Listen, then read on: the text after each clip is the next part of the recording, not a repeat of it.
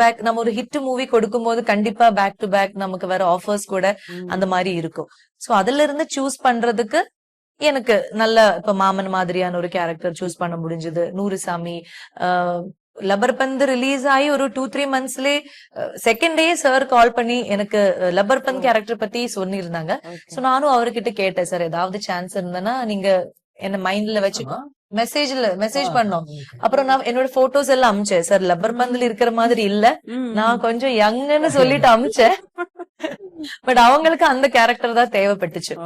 நான் சும்மா என்னோட இப்போ இருக்கிற சல்வார்ல இருக்கிற பிக்சர்ஸ் எல்லாம் அமிச்சு விட்டேன். பட் அதுதான் எனக்கு சேலஞ்சிங்கா வருது. அந்த யசோதாவை செல்வியா மாத்தணும் நானு. ஆமா, மறுபடியும் அந்த யசோதாவை காமிச்சீங்கன்னா ஒத்துக்க மாட்டாங்க. அப்புறம் எல்லாரும் சொல்லுவாங்கல்ல இது அதே மாதிரி இருக்கு. அது லேயர்ஸ் வந்து ரொம்ப டைனி லேயர்ஸ் தானே, அது வந்து பிரேக் பண்ணி போறதுக்கு ஆஸ் அ டிரெக்டரும் அவங்களுக்கு அது ஒரு பெரிய சேலஞ்சா இருந்தது.